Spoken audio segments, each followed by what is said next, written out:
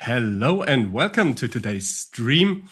I'm Johannes Rabauer, your host for today, and we will program a little bit today. Today is a little bit different just because this session is also a JUG meetup, so a Java user group meetup from Oberpfalz, JUG Oberpfalz, and we will have a couple of viewers hopefully from there as well. And it would be great if everybody could comment where they come from, why they are here. That would be amazing. Yeah, today's topic are stop prompting, start building software factories. So software factories are the topic. And for that, I have Ingo Eichhorst with me. So he's AI architect at Ionos, right? He's co-founder of Ultra Think Club. He's the founder of the Eichhorst principle. We'll get into that. And also he's a mentor, a trainer, and a speaker about anything AI related. So hello, Ingo. Hi. Yeah, thanks for having me. Fantastic. Great to have you. Thank you very much for joining. I'm really excited about this session because software factory is a very abstract word for me. And I'm not really sure what to make of it, but we will find out. Can you tell me a little bit about yourself? And maybe we'll start with software factories. What is this all about? Yeah, so from my background, I started with IT basically when I was about, I would say like 12, 13, like same age my son is at the moment when I got like my first, back then it was the Commodore 64 and just started to like code some games with BASIC and all was with books and so on. And then my father, he had like a hardware shop and he introduced me to like his clients because they needed someone to do the software. He did the hardware, I did the software, so that was quite successful. At but then 13, sorry. no, yeah, it was starting at 13. Okay, I would say okay. like being part of the company where we was 16 something Wow, until 19 nice. and 20ish, and then I left for university and yeah, after a couple of years, like I would say finding myself and finding my spot in the world, I returned to a software company in 2010. And yeah, and I was with the company for 13 years. It was the first streaming portal in Germany, together with Bild.de. So that was quite exciting times, as you can imagine. Like there was not a lot of streaming, like there was no like Netflix in Germany and stuff. Right. So we are positioned ourselves in this area, and then pivoted a lot of times. Got so like I was like at the end I was CTO in the company for a couple of years, and 2022 the company was sold to another company, and yeah, I just took the opportunity to jump off and like explore something else. Then I went into consultancy for 2.5 years, and then I joined Ionos as a engineering trainer first, and now also I'm like I would say this thing I like the most. Okay, I like training as well, but I also like architecting a lot, because and now I have this mix of like teaching others and learning my own, and that feels like a quite nice synergy.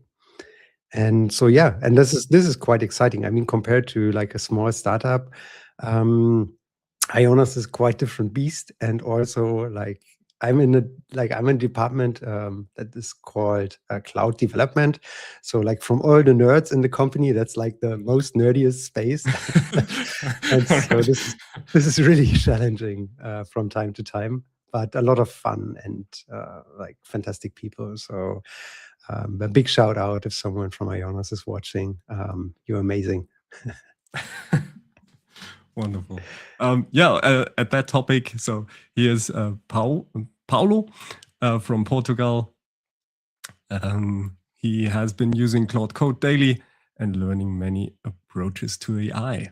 So let's see and what maybe this was away from like, this. I think this is a good question. Like in my first consultancy, like 2021, I got also hooked up with generative AI, and I was like, okay, what should I do next? Security or Gen AI? That was like the two options. I had cybersecurity and Gen AI, and I took cyber. I didn't took cybersecurity. I took Gen AI, and now like there's still a lot of similarities. Like in my team, we're taking care of like both AI and security, so I have like a lot of touch points of both of the areas. But yeah, that was like the moment when I pivoted from like classical software engineering to more AI, understand large language models in detail, understand all the math, which was like really some challenge. Oh yeah.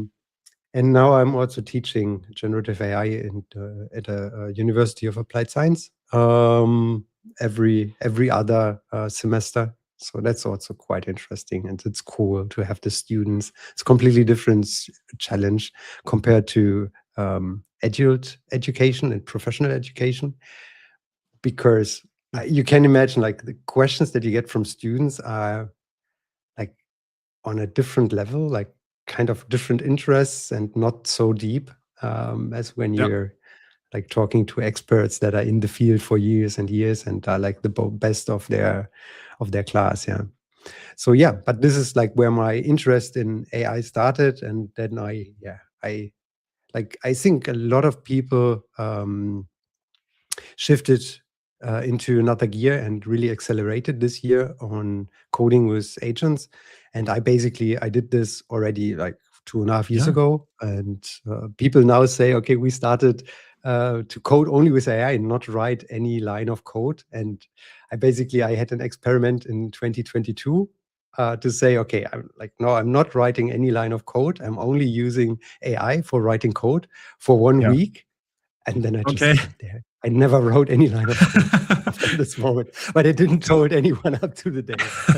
But I think now it's and now it's I would say it's like in the industry already, and now everyone is doing it their way, or like rarely touching code directly. I wouldn't say everybody, but at least in this bubble of AI people, in my bubble. Your bubble probably. Yeah. But that's pretty impressive. So 2022, there wasn't any agent back then, right? Yeah, that's true. Like you still had to copy and paste everything, which was annoying. But then you had the AI assistants, like GitHub Copilot was the first. I was beta tester there. All right.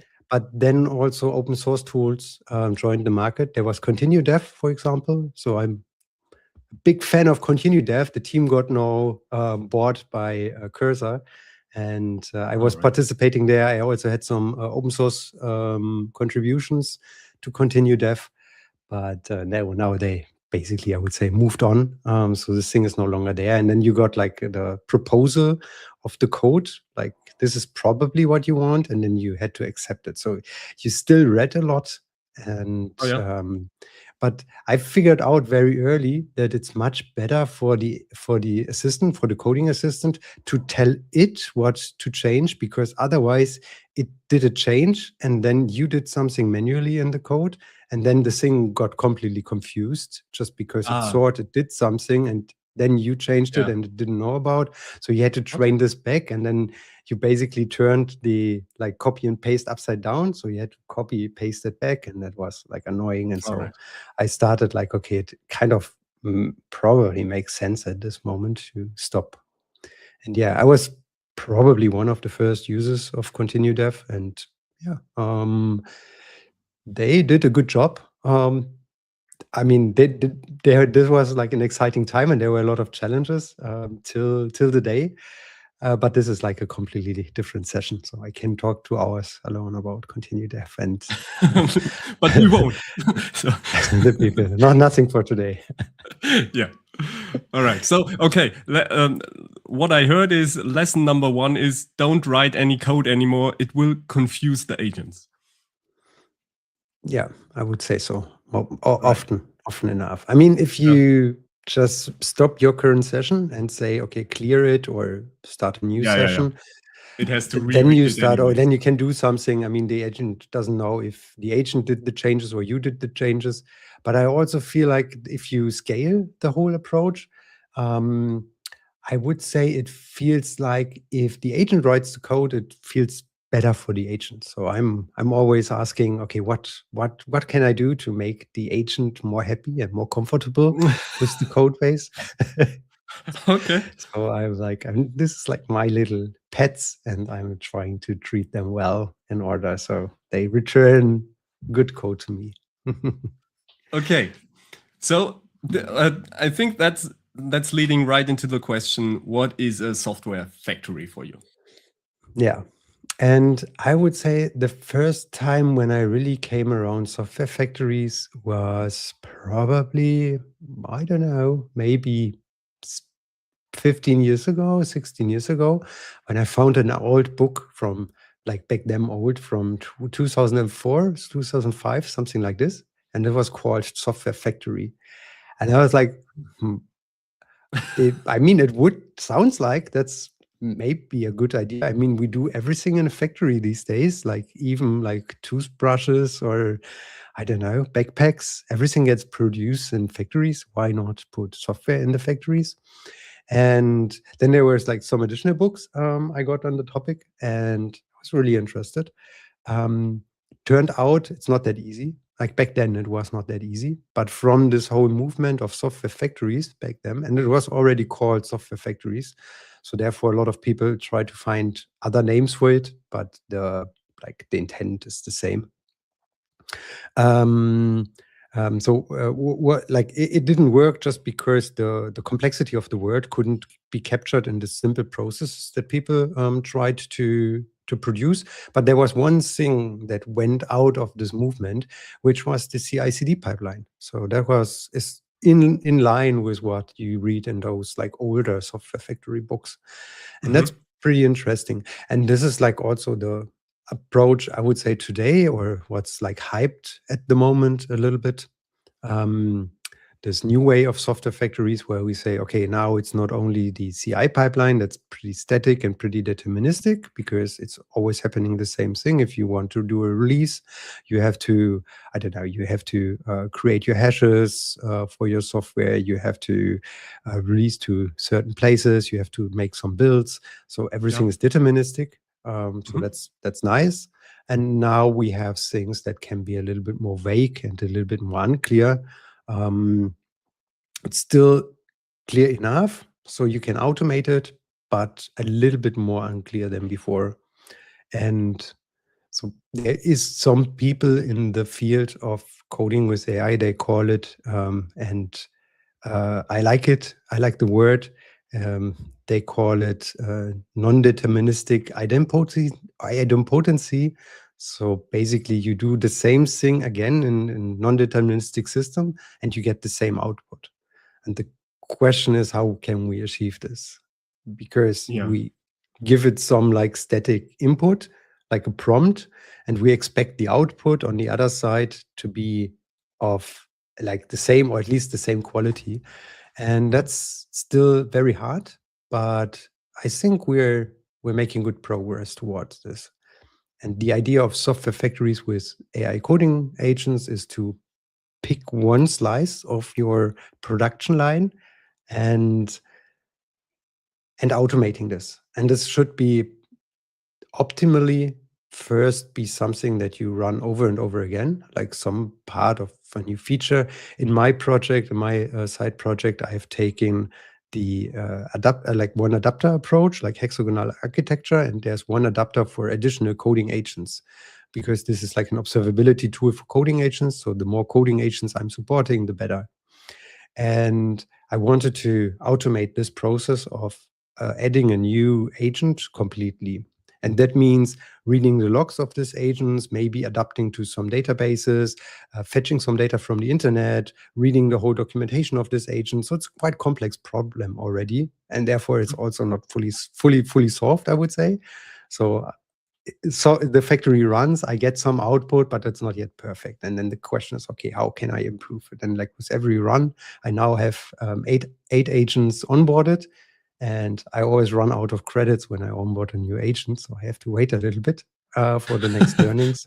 Right. And yeah, and then like with this run, you have some learnings and then you improve the system. And every time you improve it a little bit, and the effort to onboard a new agent goes down, down, down. And the hope is that at some point of time, you have it fully automated, and that then would be the dark factory, because that's like coming from the like really industry and also logistics, where people figured out, okay, if I have like this gigantic warehouse and I have only robots in there, and the robots pick everything out of the shelves and put it in boxes, and they just do it automatically, so no human is any longer involved. Then actually in the factories we can switch off the light, so we do not have to pay for like energy to flash the lights, and therefore, or that was the birth of the name Dark Factory. So this is basically the vision. I would say software factory, like still there's humans involved. We just try to automate more and more of the process. And with dark factories, basically everything's involved.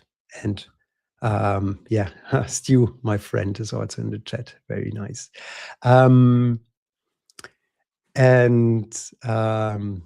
Yeah, and like I think it makes sense to start with small slices of the overall process. So there's like factories, and there's like ready-made factories that you can just pull into your process and put it around Claude Code.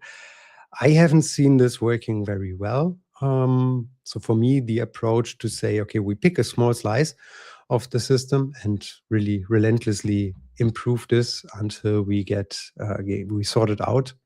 That's the approach I'm taking at the moment. Maybe both is kind of right. I think the other approach is more holistic, and it's probably leading faster to a factory, but maybe not a very automated or very like consistent factory, because the quality will like move up and down a lot. So if we stay in this theoretic construct of a software factory, so in a real factory, I imagine you determine if this is a good factory or not by the outcome. You have I don't know, some part of a car that you want to create, and you have a variation. There's an allowed variation of how. So now you are breaking up, or is it me?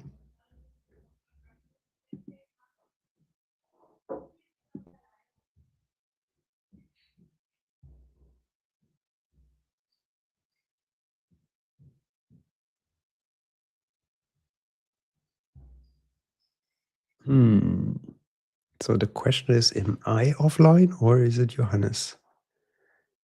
He stopped. Okay, then it's not me. Then yeah, maybe to the chat. Do you have any questions so far around software factories? What do you think about the concept?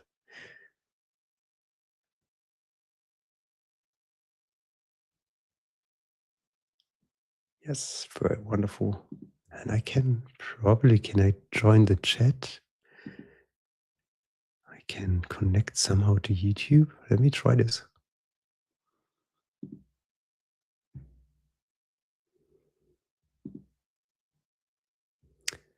Yeah, let me know in the chat if you have any question, anything's unclear.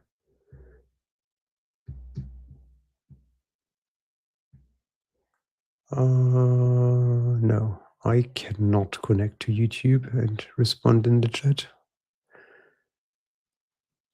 Working on self-improving software myself. Yeah, wow. That's basically the next level. Yeah, self-improving is, I would say, like let's do this later, because I feel like my experience with self-improving had always the problem, like you have some larger variety of possibilities, and if you give the LLM feedback, then it's always like going a little bit off with every feedback round. And if you're not like steer it in the other direction, then you run into like all sorts of problems. So I would be happy to have it like one complex process automated, and then like with me giving feedback, and then we go into the next stage and have self-improving systems. But you're totally right. That's another hype topic at the moment.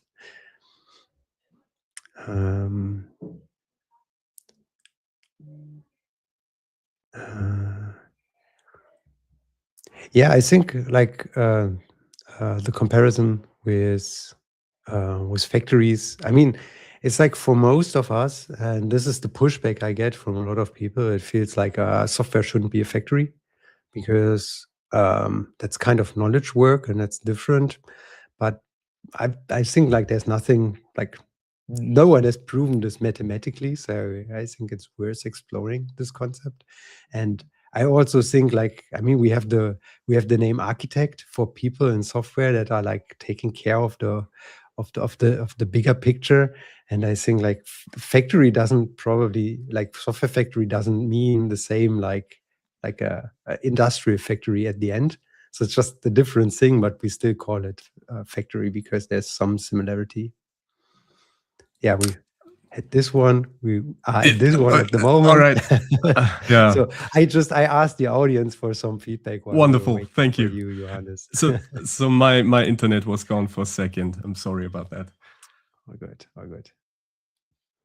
I hope that doesn't happen again. So what are basic principles of software factory? You did that as well? No. Okay. The thing is, it's very new.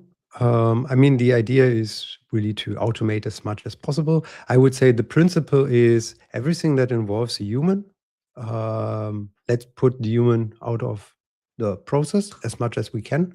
Like in everything where the human is the bottleneck, we should think about a good way to automate this. And there is things that are harder to automate. Like if you have contractual obligations that people have to like often I hear this 2 pair of eyes looking at the code before it's released, but often in the contract it's not like directly saying this, so it's often not even like a technical hurdle that you have, but a organizational problem. So I would say this is the key principle, to take the human as the bottleneck as much as you can out of the equation without sacrificing the quality of the code. And apart from this, I would say everything else is more or less like a little bit different from people, from everyone you ask, of every expert in this field, like will tell you a little bit different. We will check today how my vision for a software factory is. Oh yeah. So because that was what I was leading up to. So how do you define quality in a factory? How do you define that this is a software that is good enough, I guess? Yeah. And I mean, this is not a software factory only problem. I think this is a problem that all AI generated code has, because you have the agent, you give the agent a specification of what you want, or maybe you just wipe code, and at the end you get a result. And this result is different. It's like sometimes it's better, sometimes it's worse. And the like one training piece I'm doing with my students is I give them the task to create a weather service, a weather CLI that's just like giving me the tomorrow's weather of Berlin or Munich or San Francisco, whatever. And the thing is, you ask this to the agent and you get a different outcome. And then they have to save the first outcome that they get, run it again, then they get a different outcome. And then they have to specify, as long as they get exactly the same output. And this is basically the question on the precision on the input, But if your input grows and grows in size and the specification gets too big, then at some point of time, it's just too hard to specify everything so exactly.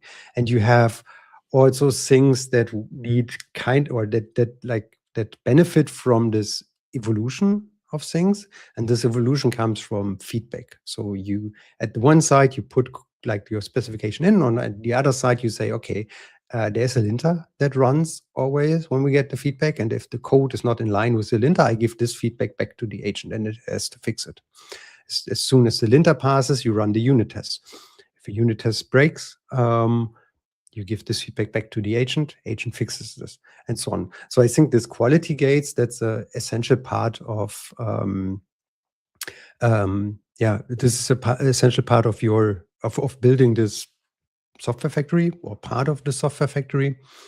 And it highly depends. Like sometimes you're maybe even happy when the agent spits out something creative, because I don't know, you work on, I don't know, a flight game, and you want to have some creative ideas what could be the next feature, and you try out some approaches, and then you're happy to get like then like to get different output is actually desired, and you like it.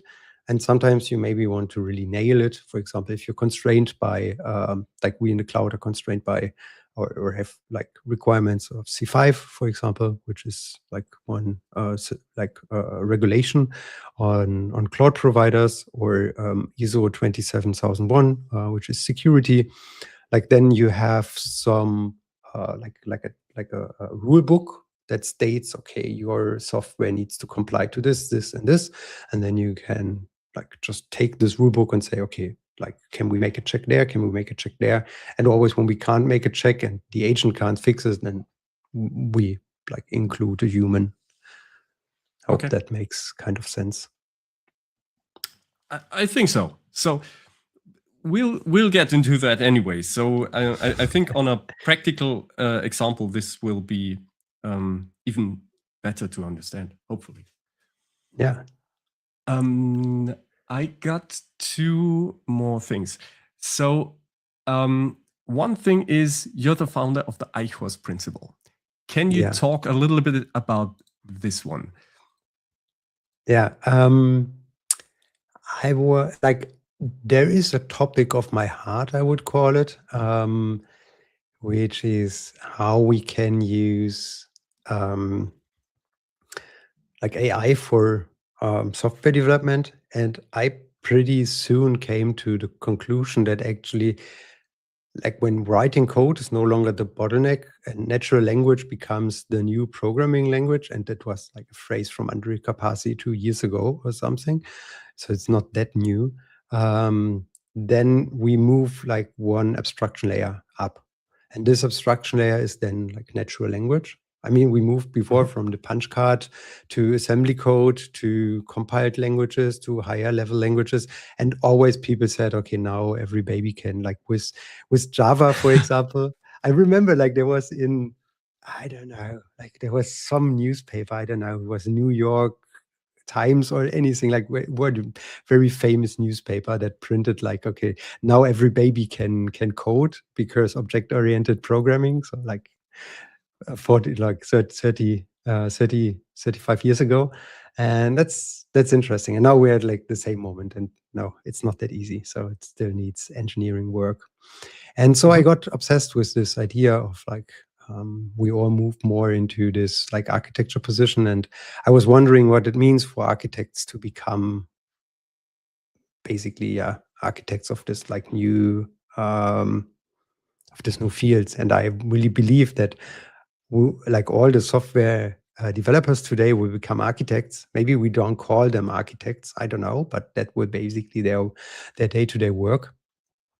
And so I was thinking, what is the basic education that an like software architect for AI needs?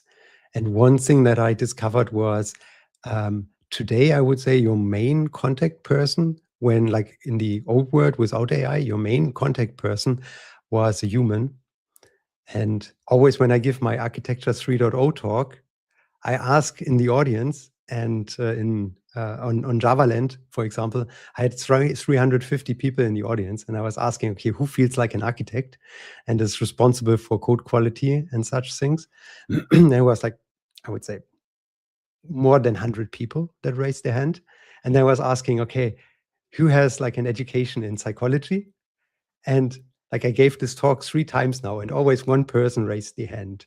So Okay. I mean, this is like, I would say, human is in this case the main contact person for us and the driver of the solution. But on the other hand side, we know very little around what a human actually is and how to treat them correctly, or at least like maybe we got this learning. Like there's a lot of fantastic teachers out there that never had like a official education in teaching. So I think there's also a lot of architects, socio-technical systems architects out there that really, like have a fantastic relationship and know the ins and outs and how to treat their engineers exactly. Really admire this, but there's no official education. And I was like, and my statement is like, okay, let's look under the hood. Let's see what an agent actually is in order to understand this much better. If this is now our new main contact person and no longer the human is our main contact person. And in order to explain it, how this thing works under the hood, I derived one thing that I was obsessed from for, I don't know, a year or two now, which is Claude Shannon's theory on, like, he worked on some principles in his life, and one was this channel capacity, like how much data can I like put through one channel and still be certain that what I get out on the other side is correct. And yeah, he had this like logarithmic curve on how to calculate this correctly. And his answer was basically to transfer bits, and that's why we transfer bits today through pipes. And yeah, and he found like he searched for the optimum. And I took like 3 words from his strategy, which is the transmitter, the channel, and the receiver. And like for him, the transmitter is basically the part that assembles and encodes the signal. So to send it through the channel, and in order to send it securely through the channel, which has some noise, like it's like just a wire, copper wire, and there's some noise introduced that scrambles the signal. He introduced some like failure correction modes. And then you get like this potentially corrupted signal on the other side, on the receiver. And the receiver then basically tries to make sense out of the signal again with failure correction that we have given it. And I feel like that's exactly 100% exactly, in my opinion, maybe not 100%, but 80% exactly what happens with LLM, because we have some intent, like on a different level. We have an intent and we want to turn this intent into code. Okay, that's like what we as humans did before. And we were pretty good in like working around this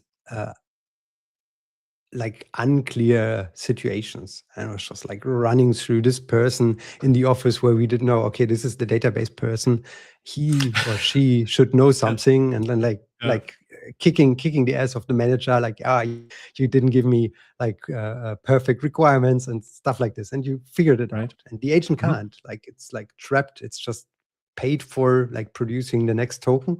So we have to channel this intelligence in some kind of another way.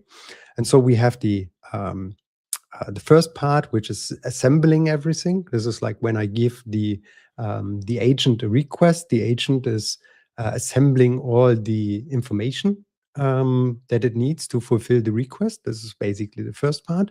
Then it sends it to the LLM, which is non-deterministic. So you have the noise, which is coming from, like, sometimes it looks this way and sometimes it looks this way. And we just need to like, communicate precisely enough in order that we get like roughly the same thing. At least it's pointing in the right direction. And then we have the receiver, and the receiver is like applying error correction, which is lenter, compiler, unit tests, regression tests, all those things, like also architecture compliance, all those things. And at the end of the chain, like what falls out should be the intent that you put in, but in the form of code. And that's basically the idea of this principle.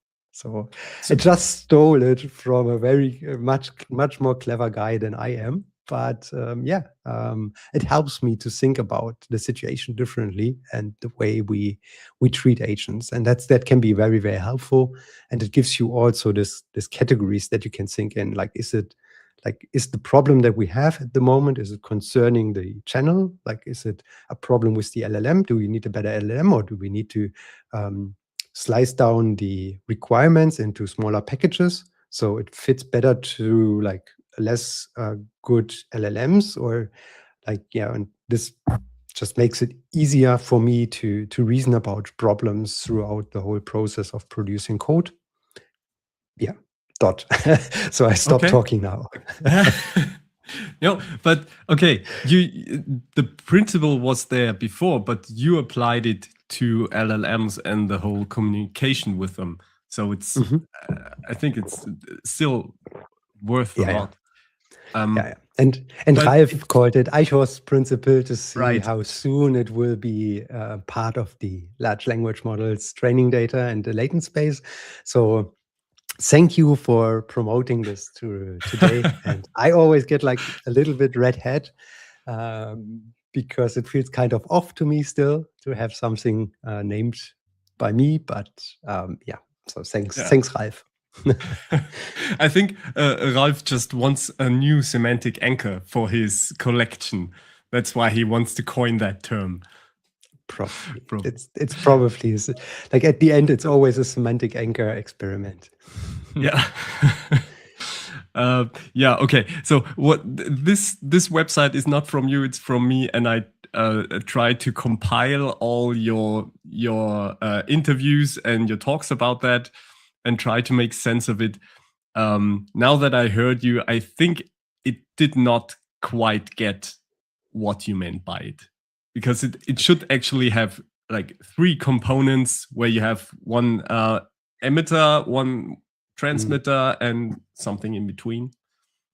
Yeah, the some channel. Transportation. Noise source. Okay. Yeah. So I have to rewrite that. It's not that bad.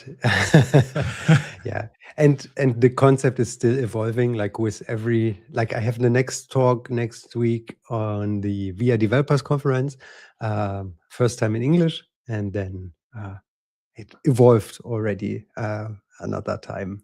Like the principle is growing, and I'm also working on a Medium article, and then hopefully it's much easier to anchor the LLM into like my view on the world. And maybe the LLM thinks it's different. It should be different. I don't know. So a code trapper is saying, I think the industry just calls this back pressure. And I heard the back pressure as well in vice coding. That was one of the core principles of vice coding, that you have that back pressure where it always kind of, for me, that's like a fail safe that automatically gives feedback to the LLM what's good, what's not good, what's allowed. So for me, back pressure is actually something different. Like when the you have a queue, for example, and this queue is filling up and it's full at some point, then you have back pressure. Isn't this like the classical name for like situation? I don't know. Maybe not. Yeah, me neither. I had a different understanding. Like I just tried to explain, but maybe that's a word in AI specifically. I'm not sure about that. Okay, yeah, no. The word I think the industry calls it is oracles. Like they call, like you have different oracles, soft oracle, hard oracle, or LLM as a judge. Sometimes it's used, but this is not true because sometimes the feedback is just not coming from an LLM. So the compiler is not an LLM. Yeah. And so, the usual name I would say is like hard oracles that mostly produce the same feedback when they get the same wrong or correct input. Right. Okay, I never heard that, the hard oracles. But All right. Yeah. You're the expert At here. least that's the name I read a lot around Yeah. it. And some people also call it the verification function. I like this more, I have to say, because I think this is much cleaner, much more towards what the Descriptive, thing. right? It's Yeah. like, what's an Oracle? Yeah. That's like a software company, right? I don't know. Well, that, and to me, that's almost the exact opposite. It's trying to foresee something that may or may not be true. Yeah. Well, all right. Yeah. Good point as well.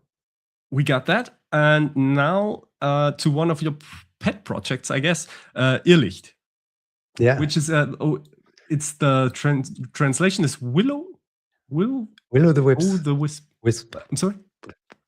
Willow the Wisp, and I think this is the Irish name for it, and it is slightly different in other English. But I don't know. I'm choosing the German word to confuse my American and English friends, because it's hard for them to pronounce the beginning like this. That's a sound like no. English, okay. That's the reason for it, and it comes from, as you mentioned before, it comes from Goethe's Faust, and they had like when they climbed the Brocken, the Blocksberg in the book, then they had an Ehrlicht guiding the way, and usually the Ehrlicht was like a small flame that's coming from methane in the what's it called, swamps. Okay. And so it was guiding the like the wanderers into the swamp, and then they got lost. And so that's why it's that means like it's leading you in the wrong direction. And in Goethe's Faust, Mephisto, which is actually the devil, and he figured out how to treat the Ehrlicht correctly to guide it through the right way. So it's like the meaning is like, okay, it's something that's actually going wrong, but we found a way to have the agents and to have everything guide us in the right direction. It sounds like you're the devil in this scenario that you built. Yeah, I like this. I like this. I don't know. Maybe sometimes I'm the lost soul. Sometimes I'm the devil. Everything's possible. Yeah. That was the idea, and I would say the whole project was created with AI. I mean, if you look on the docs page, for example, there is this is like the Ehrlicht, that is like the mascots of the project, and they like assemble stuff here, and like everything is made of AI, and the documentation is fully written by AI. And I just try to influence it sometimes when I think like, maybe we need to, I need to give it some motivation in the one or the other direction because something is missing. But mostly this is written from AI with more or less influence from my side. But at the end, everything is like completely artificial made.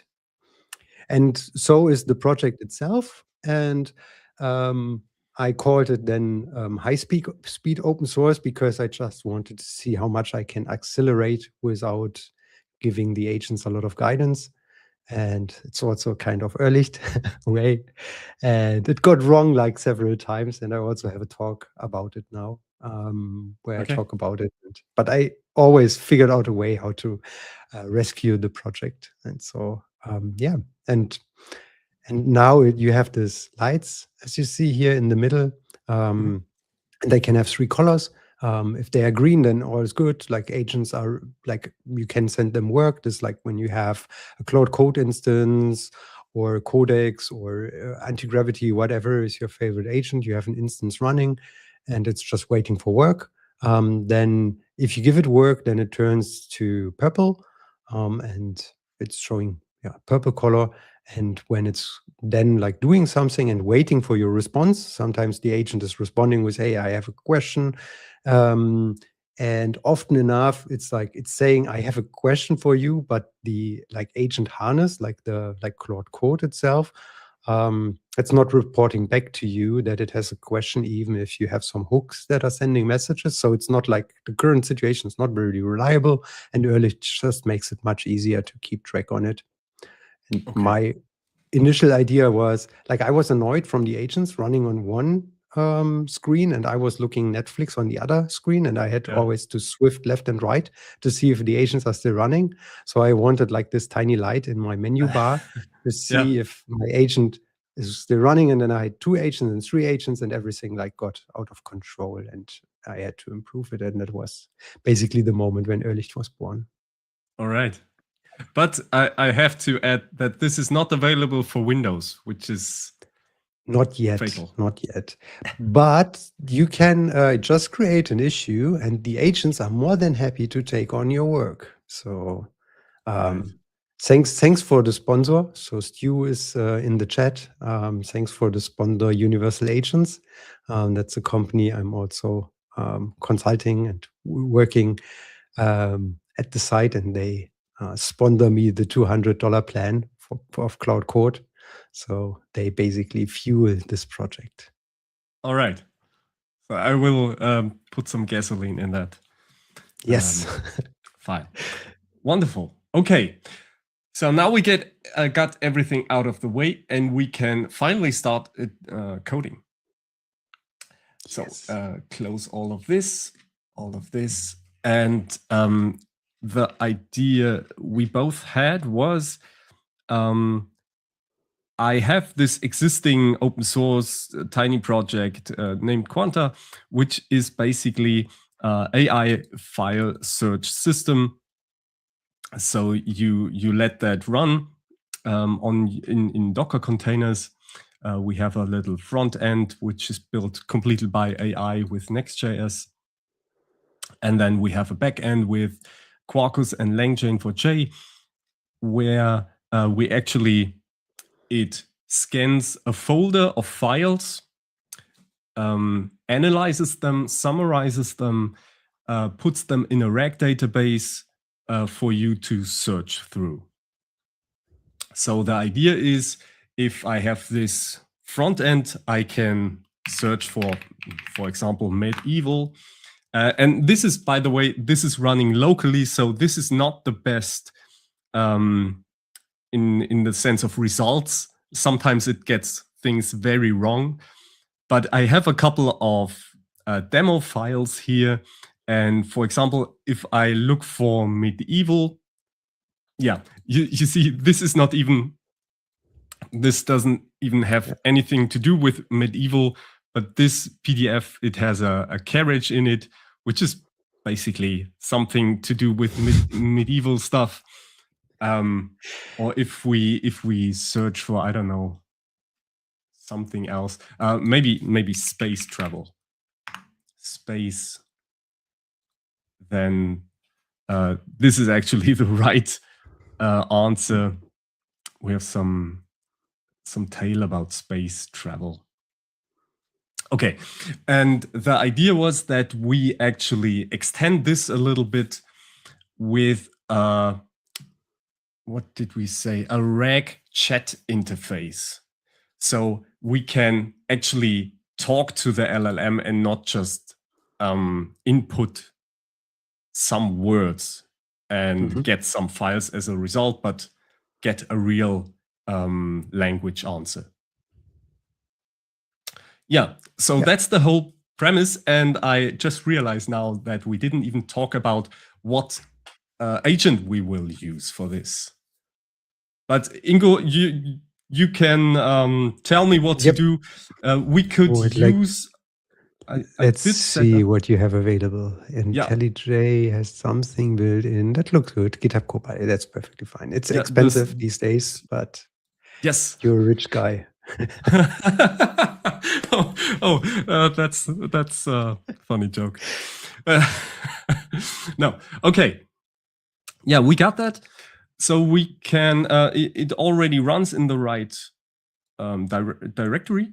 So we can do whatever you think is a good approach. Yeah, I would be interested at first, what is the like what ways of getting feedback do we have today? So without knowing anything about the project yet, apart from what you told us, I would probably ask the question to the assistant which tests are available in the system. So maybe you just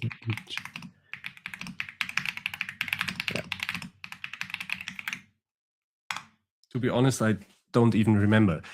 It's been a few weeks since I worked on that project, so I don't know. That's so cool. That shows exactly why coding agent is such a good idea, because we humans are not really good in keeping those things in our head. So why not making a very good code base for agents? We have to do it anyway. Very good and easy to understand code base, and it helps us humans as well. So even if like someone pulls the plug sometime and we have to code everything by hand again, at least we have like very good code bases we can easily understand. Yeah. Okay. So we have some unit tests and we have some integration tests, which is cool. Right. I would say we maybe also at some point of time need some more also regression and end-to-end tests, because the agents are also very good in like exploring, like making screenshots and exploring the interface. And that's just like one more way of giving feedback to the agent. But for now, I think it's perfectly fine. Okay. And now one thing that I would like do first is like map out the parts that are reoccurring and where it's annoying that the human needs to do it all the time. Like in Ehrlicht, one of the first things I have automated was the releases, because that was like extremely annoying to do by hand, like writing all the documentation. So I specified, okay, this is the way I want to have the documentation roughly. Then I had the agent read through the documentation. I was like, okay, I don't understand this and this. And then I had some like simulation agents trying to understand it and implement it. And they figured also out some problems. And then I gave this as a feedback and so on. So the question is, what do we want to do today? That's this like chat interface. And maybe for simplicity's sake, we start with having an integration test for it. And I would probably at first make sure that nothing else breaks. So like increasing the integration test coverage. I don't know, like this seems like there's only one integration test at the moment. Yeah. For test file. We can take a quick look through this. So this is our back end, and there should be some integration test somewhere. Files. Yeah. Okay, so this is an integration test, but only involving the back end. So for me, I'm not even sure if I would call that an integration test. But it's just checking some searching of files. So the indexing and the rag embedding. Yeah.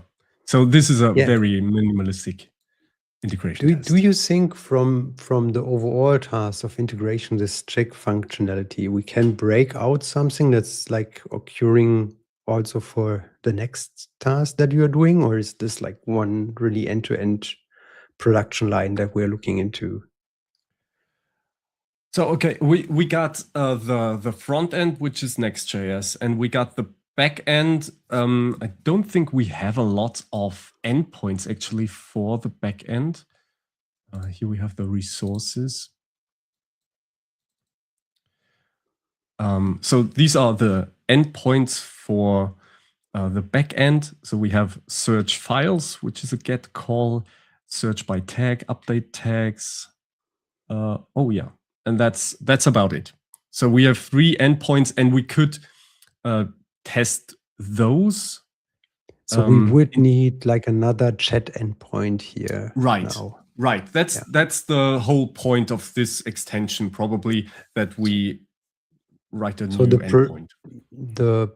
this step, I would say, let's start with a very small slice, which is adding another like endpoint. So this is like our value stream, our basically like small cell in the factory, adding another endpoint. And like I would say, best way to work like a vertical slice approach. So we do front end to back end to database, everything. And and the question now is, okay, what do we need to specify for this complete slice?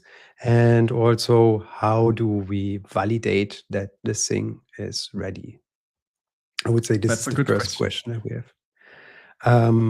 And this is also a thing that you need, that you know from factories, which is normalizing the inputs. So you do not want to have, I don't know, like one day if you're building tires, you do not want to have like one day caoutchouc in the one form of high quality and the other day you want to have low quality. So it doesn't work that way. So we need to get some structure. And I would say, like, we could now start with some spectral development frameworks, which is totally fine, but I think this is overkill for today. Let's now, I would say, maybe specify 3 or 4 things that a good specification for a new endpoint in this vertical slice for our endpoint needs. So what would these 3 things be? And you can also ask the AI all the time of their opinion. Like, this is Claude Sonnet.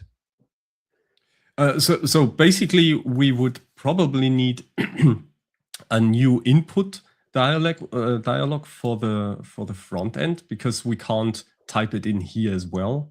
We would need something else somewhere, and then the input of the user will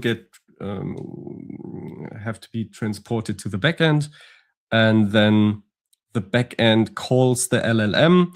Probably queries something from the RAG database, and then creates an human readable answer and gets it back to the front end. So we need a result. So we need basically a query area on the front end and a result area. So that would be our acceptance criteria, I would say, to have let's call it chat interface. I think that should be clear enough for the LLM. I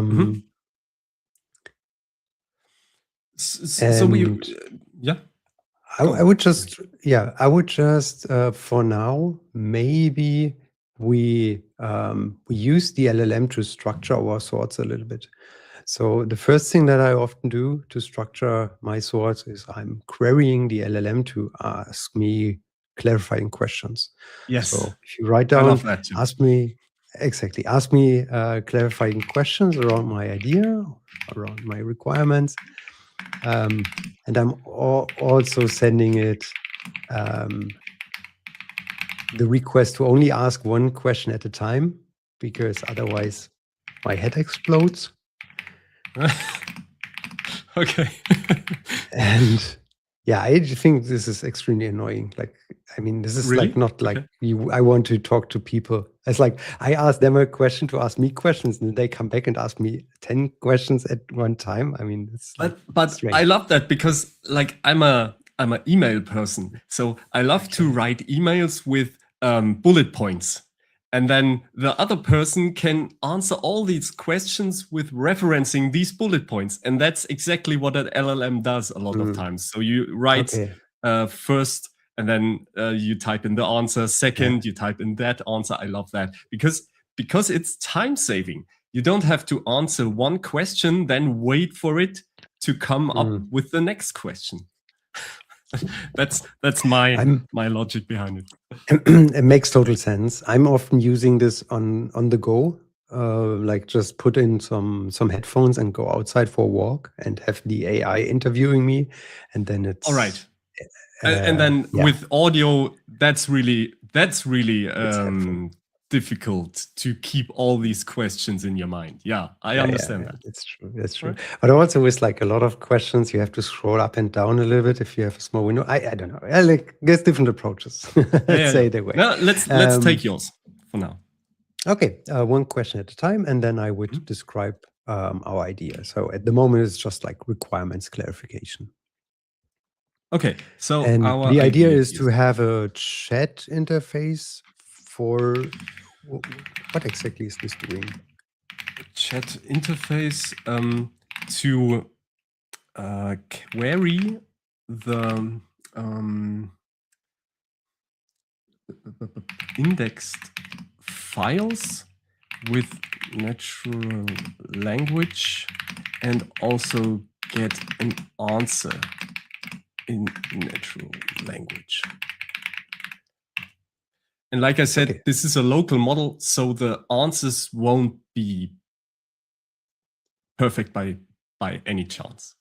Yeah, they are usually quite bad. It's a Llama 3.2 model, but it's good enough, I think, as a demo. This one in the background did run Llama 2 for I think like half a year, and then I switched to Gwen because it like Gwen 2.5 or something, because it was much more performant for local. So I like those old models. Gives me some nostalgic feeling. Yeah, okay. So good. Let's like maybe use something for another stream to improve the output quality. But okay. Yeah, I think that's fine. So I have tons of questions for you, but like now the LLM. Let's have the LLM interviewing us on this. Wonderful. And the thing, and that's maybe in line a little bit with this Eichhorst principle that you talked about. I have the LLM always interviewing me one question at a time. And the moment when I have like 3 or 5, depending on the complexity, somewhere between 3 or 5 questions answered with the recommended answer. So you see here, it asks us something, and you have one answer that's like stated as recommended. If I have recommended like 3, 4, or 5 times in a row, depending on like the complexity a little bit, then I'm get like, yourself a treat. No, that's like that's the moment when I'm like, okay, the model knows exactly what I want. Yeah. So it's like it's worthless to specify any longer. In my opinion. All right. But as long as we have different opinions, obviously, then I just keep it interviewing me. Yeah, very nice. Okay. Okay. Should the chat interface be a web UI? A web UI recommended? Yeah. Yes, please.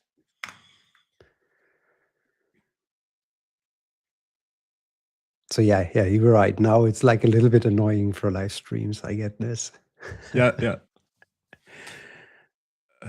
Okay, does the answer shown to the user just need to be a plain text response, or should it also show which files the answer was retrieved from? I think that would be amazing. That was actually my idea as well.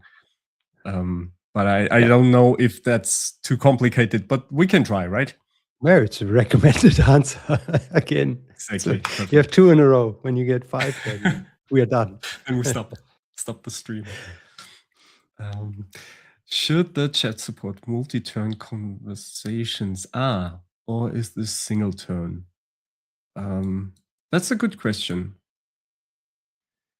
The chat remembers previously. What do you think? No, I would say it's multi-turn actually, because, or don't we want to discuss this? Yeah, it would be nice to have a conversation. But would this mean like would the LLM ask us clarifying question on if this is the right document, or do we have the chance to say no, we want to have a different document, or how does it look like? I don't know. Okay. I never saw that. That was just a random idea that I had for that. Let's make it multi-turn and see what we get out. Okay. So we are back to 0 with recommended. Yeah. It will stop after some time. Yeah. Should this chat interface be integrated into the existing? Yes. Integration. Yeah, of course.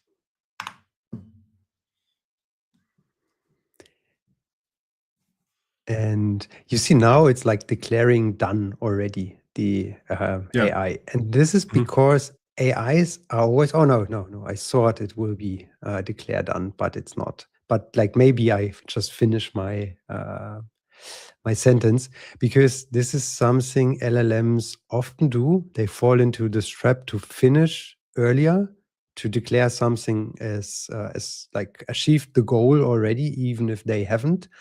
And this is because they want to be helpful, and to be helpful, you have to finish at some point of time. Yeah, you do not want to have them running forever. And they, at some point of time, they just lose track of what they have done, and then they just declare finish. And there's like, I mean, maybe you heard of Ralph loop or the goal feature. There's like methods to work against this. And the way how you can change this interviewing process to be basically like endlessly, or not endlessly, but very, very long in some project. There's a skill called Grill Me by a guy called Matt Pocock, and that's fantastic. And it's a very short skill, like it's a very short sprint, and it's just like, ask me relentlessly. And this word relentlessly, now Ralph is happy again, because relentlessly, I think this is a very strong semantic anchor to keep the model like asking. So relentlessly is a very strong word for the model to keep this session for longer. But like we still get questions, so all good from our perspective. All right.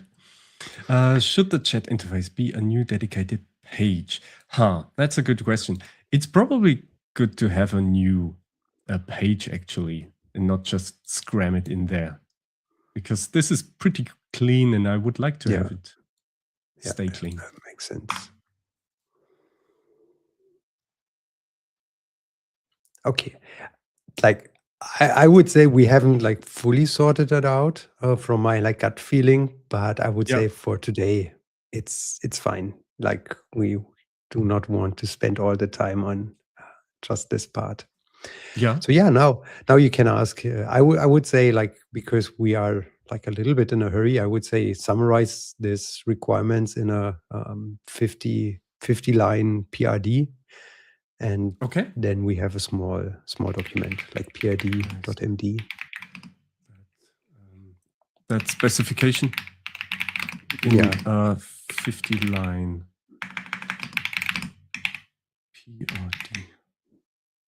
prd.md probably. Yes. Yeah. And that should capture more or less like what we said before. I don't know why it needs to read the TypeScript page now. Maybe there was that's a strange, specification already. But yeah, it seems like it. Let's see.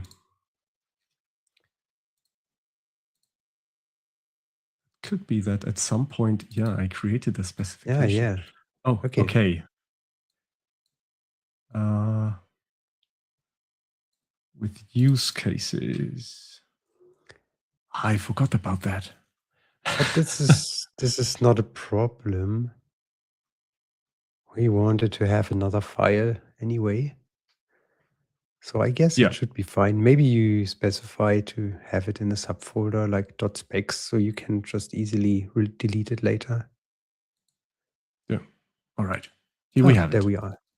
Okay. So I think this is, it has the goal, the problem, and most importantly, and like non-goals, it's also kind of important. User stories are cool. And now the question, and like, check through it and see if it is in line with your expectation.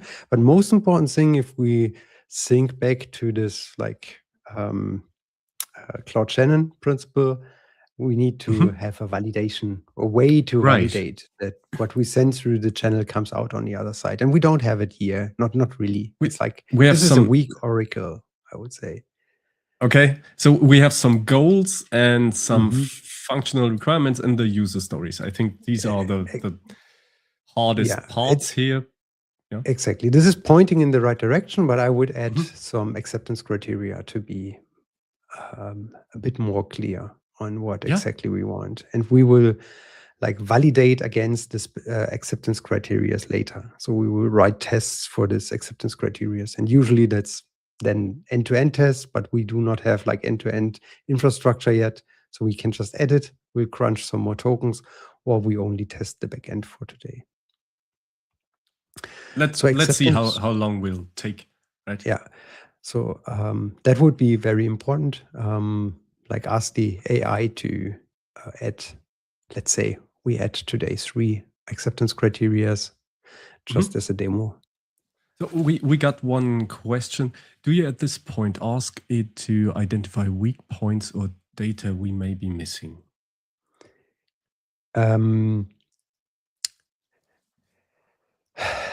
Yes. Probably I would do this. So like as soon as I have the requirements, like for my process, maybe not perfect. As soon as I have the requirements, I would go into a design phase and tell the model, okay, like analyze the code base, take your time, use a strong model for it, and like find a design approach. If I'm not clear on the design approach myself, then I would do some web research, like ask the model to do some web research and come back with, let's say, 3 proposals on how to implement it, make a selection, and then do some design approaches, like what's the best way. And in this design phase, I would most likely talk about like trade-offs and weak points, because that's driving then the design decision at the end. But I would say here, since it's like not around agentic coding, but more about around the factory approach, the acceptance criteria are much more important, because we can validate against the acceptance criteria. But if you have like a design approach, and this design approach, like you have 2, let's say you have 2 design approaches, one returns the response in, I don't know, simulated 5 milliseconds, and the other one needs 10 milliseconds, then that could be a non-functional decision. And we have some non-functional requirements, but the problem is here, if you remember from like the chat we had before, we haven't talked about non-functional requirements. So it's purely made up from the model. We can actually delete the whole section of non-functional requirements. Or we agree as a human with it, but there's no grounding for this section of non-functional requirements. Yeah. So the model would do it anyway in this direction. Yeah. The chat session resets on page reload. Yeah, all right. Mobile friendly layout consistency. Yeah. Okay. Yeah. Let's remove it. Yeah. I wouldn't even say this was non-functional requirements, like maybe the latency, but the others. Okay. Okay, so acceptance criteria was the next one. So right. Take your chat and ask the model to create 3 acceptance criteria based on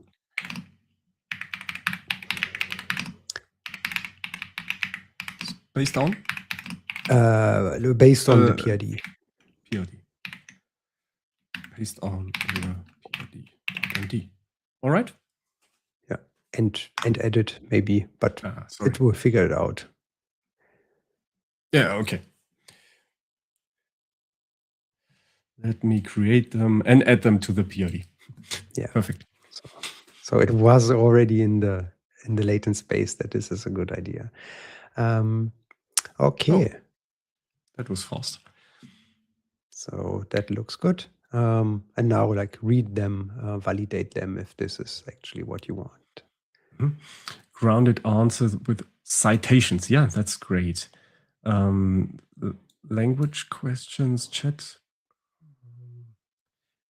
And name path of every source file and generate that answer.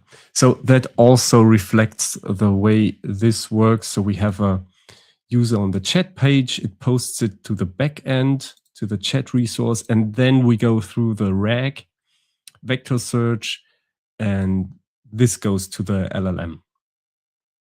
Right. Okay, so this is that. Multi-turn conversation, that's something we specified by these answers. Loading and error feedback, yeah, that would be nice, I guess. Yeah, kind of. Okay. Okay, and the question is now, how do we bake this in tests? But the LLM will figure it out. So I would say now we have the intent clarified, and we can send this through the channel and have the LLM building it. And the problem with the feedback that we now get, like we've taken a pretty large chunk of the assembly lane of building code. I mean, we're not looking into deployment and not looking into requirements engineering, actually we did requirements engineering.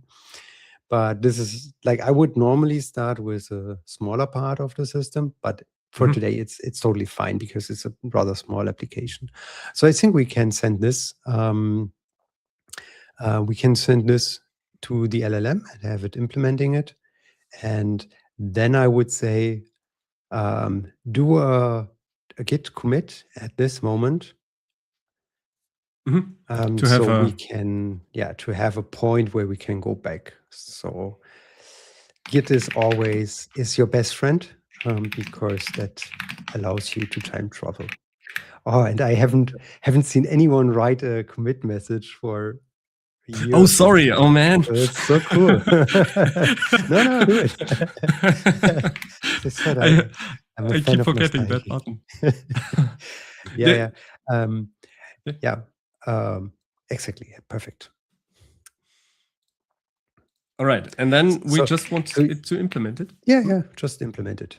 Exactly. So you see here, actually, this is the common patterns in software engineering, and it's just applied for AI with a little bit different background while we do things. Yeah, well, that to me is very, very similar to general spec-driven development, right? You write that spec, and the spec contains different things for everybody. I think that I did not find a clear specification for specifications. Everybody uses different things to visualize, to document, and specify all the functionality.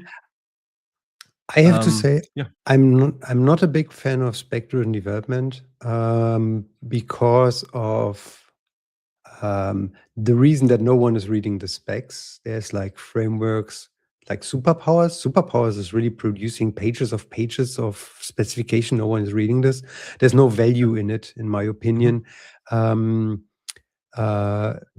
Because that's what the LLM knows already. That's in line with the with Shannon's principle as well. It's only in his other principles, he says information is basically what is not happening.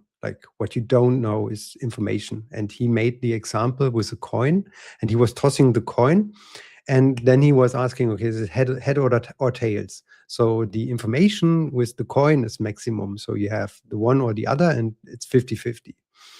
And then he pulls out another coin, which has 2 times tails. And then he throws it and asks heads or tails. So the data is exactly the same, but the information is 1 time 0 and 1 time it's 50-50. It's high information. And that's what he defines as information. And with LLMs, it's basically the same. If you ask the LLM to produce a specification and then read the specification to implement it, the information, the information value, he calls it entropy of the specification, is basically 0 because the LLM knows everything already. And so specification, in my opinion, only makes sense if I really read it as a human and check it. So it's the human in the loop moment, and not just for creation purposes. And then there's one exception, and I call this exception distribution of tokens, because every token takes exactly the same time to produce because it runs through exactly the same neural network. And if we, for example, take the reasoning mode, where the model is thinking for itself and then produces an output, we get a better output because we have distributed the tokens more wisely. So in this case, it makes sense to split off the tokens into smaller steps, and then it can be again useful to have spec-driven development even without reading it.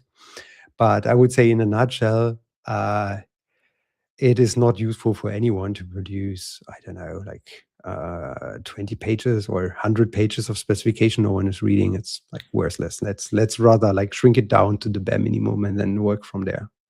Yeah, but that doesn't mean spec-driven development is not useful, because it doesn't specify how big this specification is. That's what I was trying to say.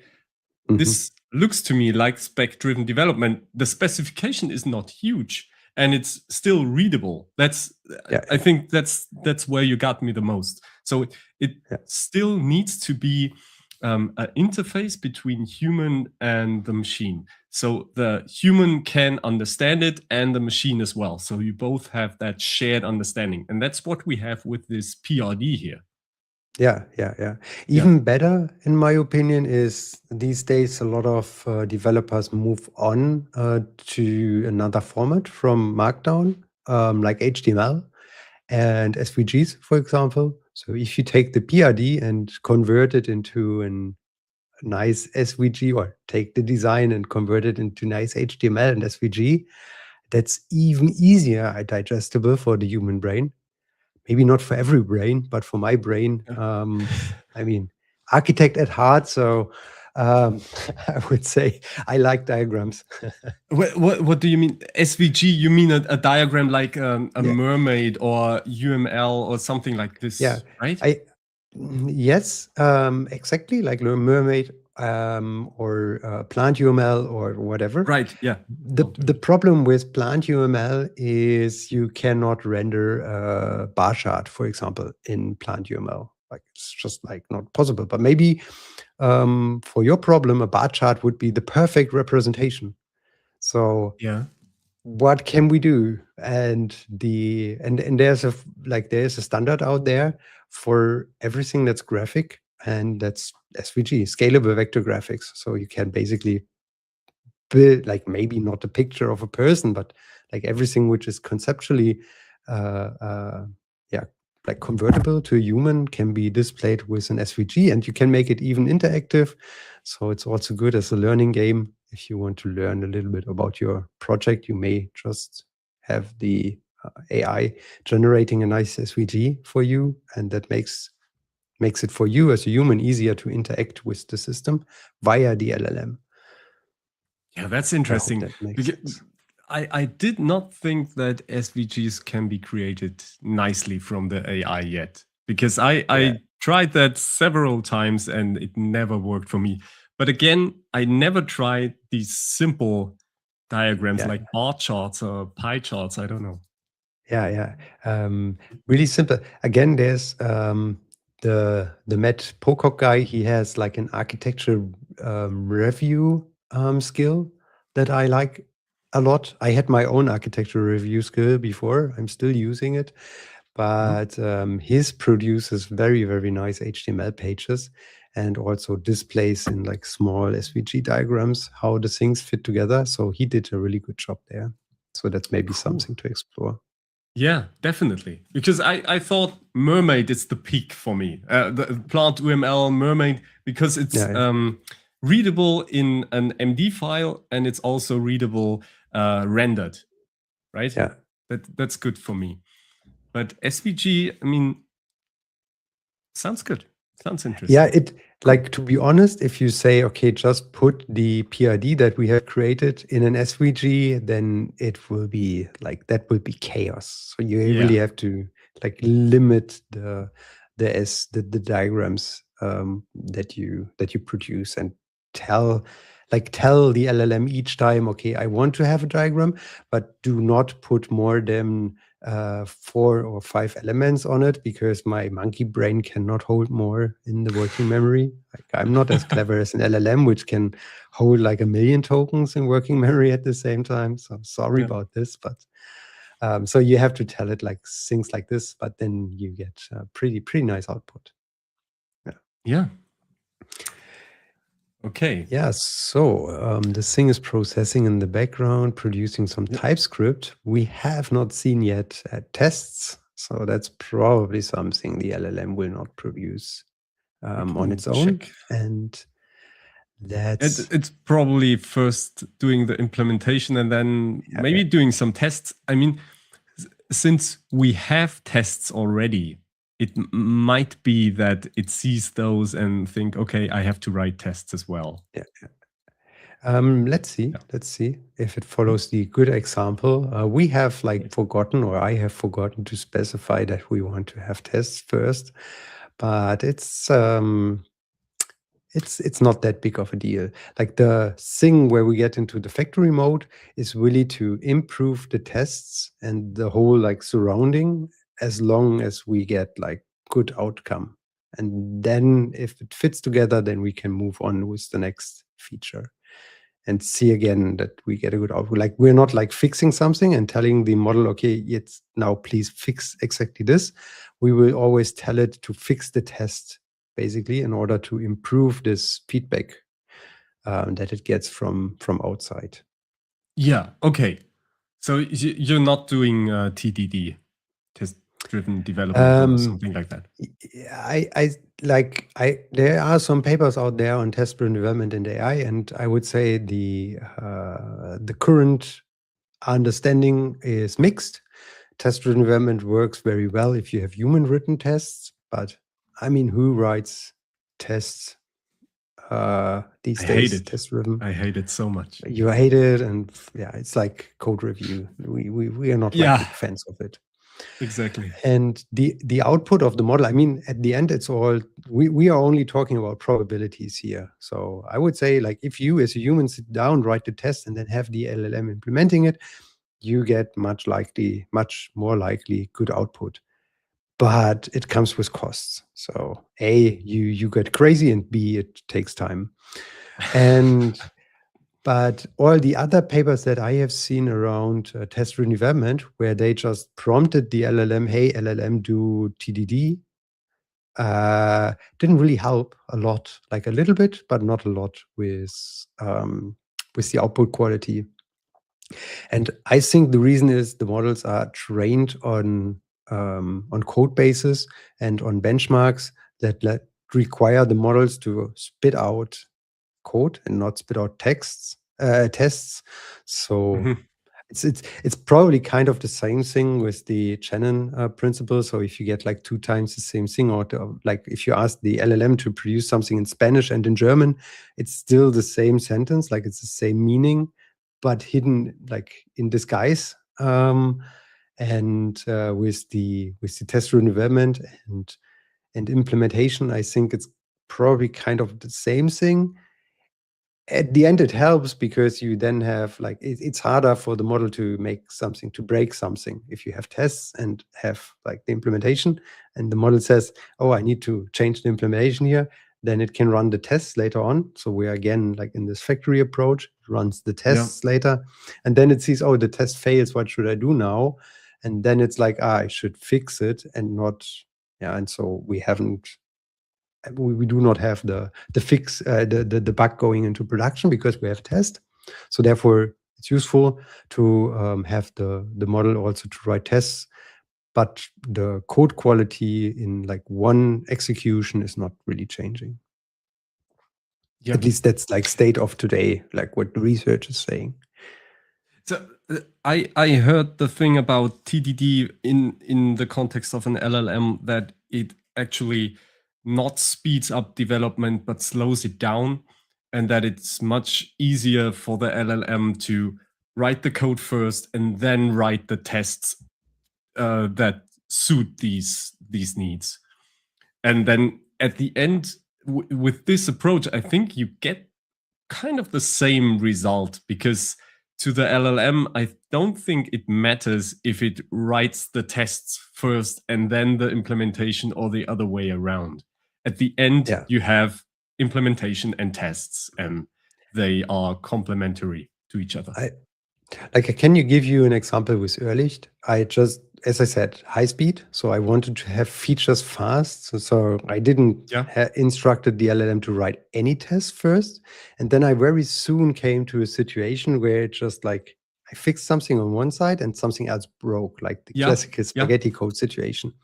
And then I started introducing regression tests, and suddenly the LLM could validate against the regression tests and fixed everything. This was like crazy. Amazing. This was like 2 hours working on a very small code base, 2 hours working, just like, okay. And it figured out, and this is not a good architecture approach. I fix this. And so that like alone, this feedback of like, this is like set in stone and this is what I want to achieve with the system. This one tiny piece of the quality chain of quality gates helped a lot to ground the LLM into like, what am I expecting of it, and to give it feedback. Yeah. And so the runtime of the LLM probably extends. It will run longer, but it can always validate itself. So that's something that it's doing anyway. Like if you're writing Java code, it's always trying to compile and trying to run these tests. Yeah. And then if you have a lot of tests, it takes some time to actually run these tests, but it doesn't take a lot of tokens. It's just waiting for the tests to finish. But the end results are much better, and you don't have to copy and paste the output, or you don't have to say all the time, okay, I got this error, I get that error. It finds it out on its own. Yeah, and with Ehrlicht, I have at the moment, like as I said, it's like 120,000 lines of code roundabout, and only 30,000 lines of code are code. The rest is tests. Wow! All right, that's a lot. That's pretty impressive. Okay. Yeah. And this is also because of my factory approach of the agent adapter, because I gave it scenarios in the form of expectation, like what the agent is doing for the implementation. It's running a Tmax session and it's controlling the Tmax session. And in this Tmax session, the agent is running. So this is basically a controllable terminal. And it sends like commands to the terminal. And then it, like from the documentation it read, it expects things in the logs to occur. And depending on if it occurs in the logs or on the database, whatever this thing is built on, it makes a decision if I have to change the state or if I keep the state where it is. And therefore, you have, like with coding agents, you have, at the moment, I have like roundabout 50 scenarios. I run all the coding agents through. And you can imagine, like, there's like 50 scenarios, and every agent has his own recipe of how to run this scenario for this one agent. So this adds up to test code. And then the implementation is like, I don't know, maybe 2,000 lines of code, but the whole like surrounding is like really gigantic. Okay. So that's like also very interesting what I discovered. So does that mean if you run your tests, you are using tokens, right? Because you have to talk to the LLMs in your tests. Yeah. Yes, exactly. That's a big problem, because I have to, for every agent that I onboard, the agent needs to perform actions. The main, like my controller implementation logic, my factory is basically controlling those sessions and send them like, okay, do this, do that. And then it's investigating the outcome. And to do this and that, I need some tokens. And sometimes the free budget is enough, and sometimes I have to give it some money to run all my tests. Just to run the tests. But I run them only once, and then I have like it captured. And then for this version of the agent, I know exactly, okay, if I put this in, then I get this out. And then this is my regression test again. So this is basically then the like deterministic way of how the agent should work. And if I change something in my solution, and suddenly like the like I know, okay, if this line in code occurs and this 5 lines in the log occurred before, then the state should change because of reason XY. And I run this deterministically with like actually every PR. It's very quick. And actually before DPI, I'm running this on my machine. And this is very quick. And it runs through like all this scenario, like 8 times 50 scenarios every time. And if something has changed, I know something is broken and the agent can just fix it. So this is basically my testing. Like this is the onion layers of tests that I build around the solution. And obviously they help to because I define one time, okay, what is good, and then I can reuse it every time. And if what is good changes, then I rerun the scenarios, for example, and something changes. It's like broken now when rerunning the scenarios, and rerun all the scenarios and re-record them for a newer version of the agent. Again, costs like $5 or something. So there's some cost involved, but that's the game now, like a little bit more costly than before coding. Yeah. Okay. Right. Yeah, we got the solution. We can now just run it and see if it works, or we could also already build the integration tests. But maybe we run it first to get some visual feedback. So this is running now. I just have to find out. So I'm running this in a Docker Compose file, and I just need to find out how to. You can just ask the agent. Oh yeah, sorry. Let's do that. Okay, shut. I feel like today I had like a training the whole day, and I was several times just asking the agents because I couldn't remember the simple things. People call it brain rot. Yeah. I don't know. I have mixed feelings, but it works. I mean, I like something to discuss next time.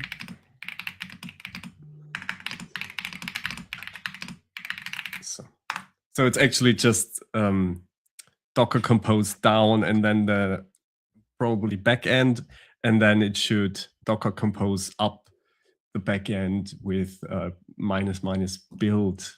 But I could get things wrong. So. But like if we like continue thinking about the factory, you do not do this. Like at the moment, it's like, okay, we have assembled something on the assembly line, and it's like come out of the machine. And then like the first thing that you do, if you like on the shop floor, on the factory floor, and something falls out of the machine, you have like a lot of manual QA. So you have people that are measuring like you said like pieces of the car, like let's say the trunk, maybe like the trunk plate, and you look into it and you measure everything very detailed and adjust the machine. And that's basically what we do at the moment. So adjust one machine to get it better. And in order to give the machine feedback, we will now introduce the end-to-end tests. But I think there was a question first, right? Because, okay, I did not tell you this for whatever reason. So this is running in a Docker SPX, in a Docker sandbox. And of course, the sandbox does not see the containers I'm running here. So I'm just thinking about what to do, but I haven't worked with Docker sandboxes so far. I think it's a good approach, but I don't know if they have access to your outside system at all. No, that's the whole point. It shouldn't. Yeah. That's why it doesn't find anything. But like port forwarding or something, nothing. Yeah, it has port forwarding. It can access the internet, but you can also define some network rules here. So this is the SPX running, but you can control the network connectivity, and it also does not have access to your environment variables. Yes. So shall we just run a Copilot CLI on the right folder? I think that would be the easiest. To be honest, you're now in this sandbox, and we have access to the terminal. And you said like most of the solution is in the backend anyway. The agent, like, we can also ask the agent to call the endpoint and have a chat, like simulate a chat, and we look like how it's simulated in the chat. I'm not sure I follow. No, sorry. Okay, like we have an REST endpoint for the chat now, right? And this is running. Yes. And this is running in the container. And Olama is also in the container. No. No, okay. It's not. It's running on my Okay. local machine in a container, but it's not Okay. running in that sandbox. So Okay. I think the easiest way to do this is Yeah, okay. I simply call Copilot CLI, I think. I have no idea. Never used it. Copilot.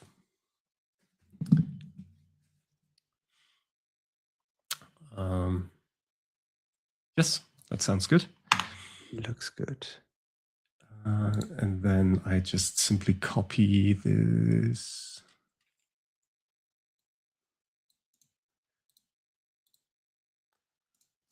That should be good.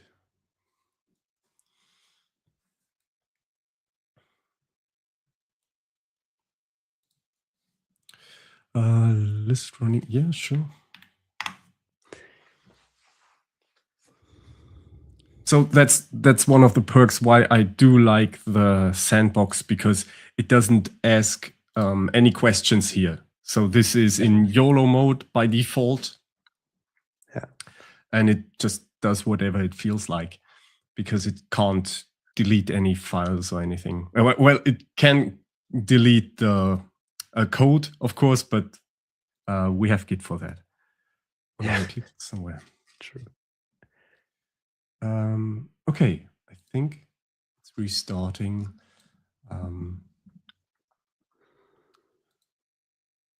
This is not.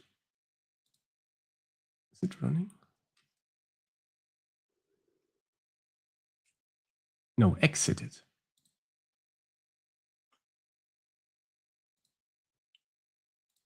Yeah, okay. Backend. Now it's booting up. Wonderful. All right, and then back to this one. Let's see. So, is that even approachable? Probably not. Okay. But it should have an. It's on 8080? No. Oh, I just said restart the backend, but it also has to restart the front end. Okay. Yeah, it's Next.js. You want to run this command? Sure.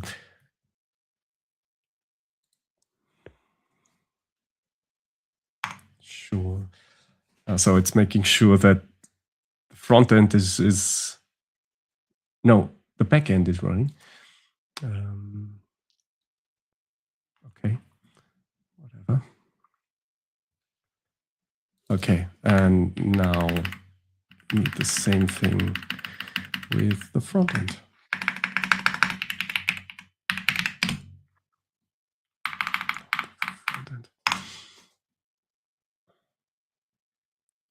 That should be done faster, I think.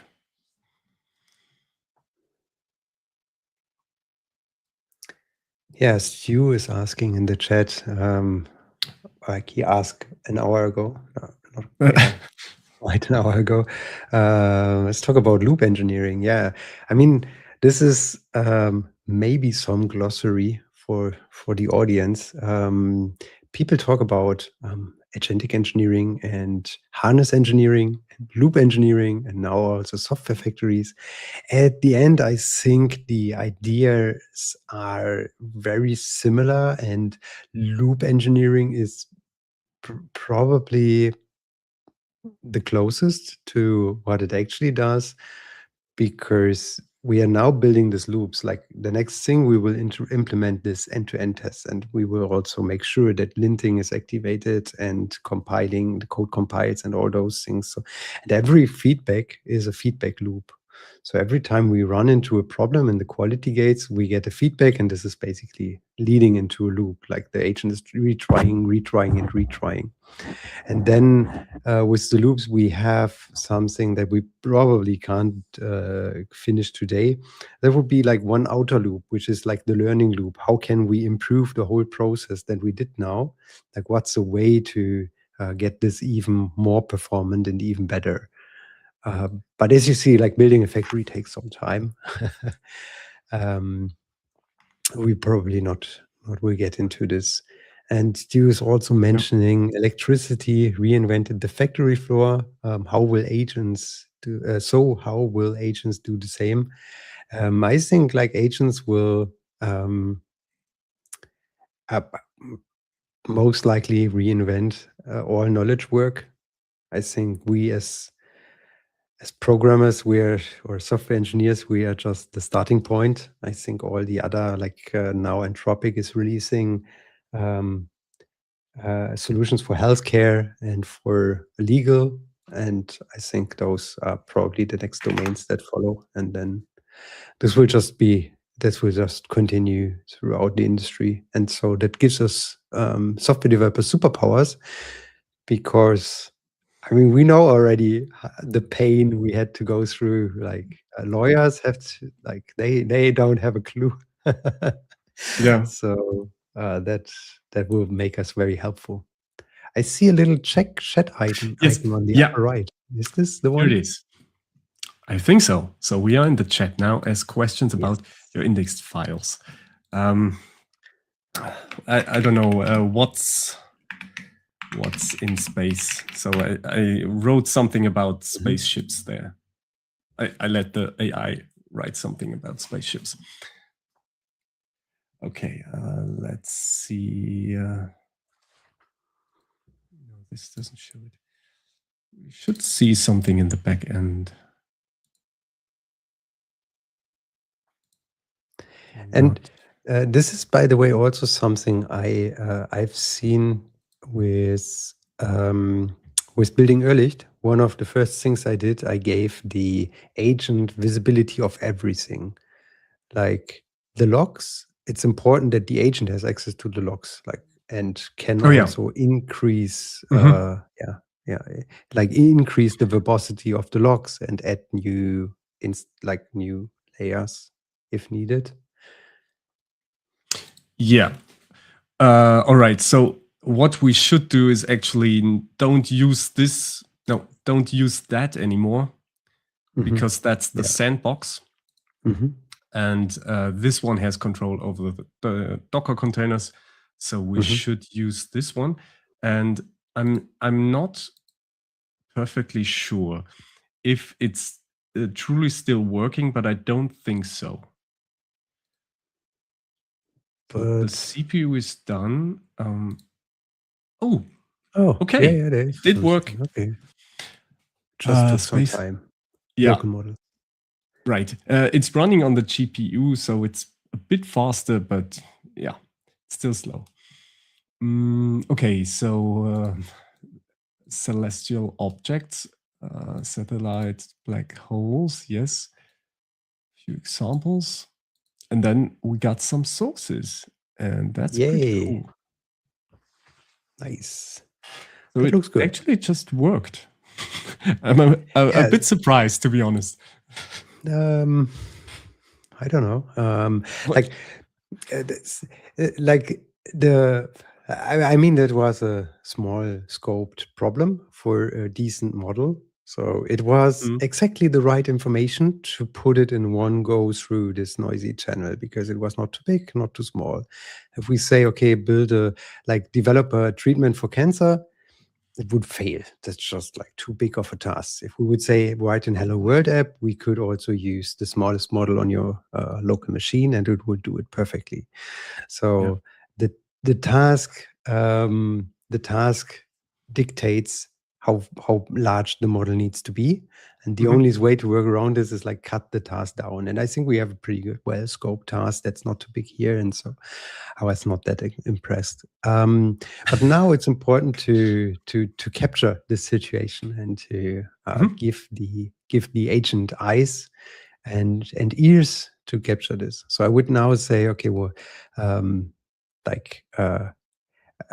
from the acceptance criteria in the PID, write some, I don't know about Java, to be honest, but write some integration or end-to-end test. I mean, maybe we try end-to-end test. I think this is Gherkin, is this correct? The end-to-end framework? That's behavior driven. tests. Yeah, but Yeah. I think this would be a cool end-to-end case. I would not specify Gherkin. Let the agent figure it out, but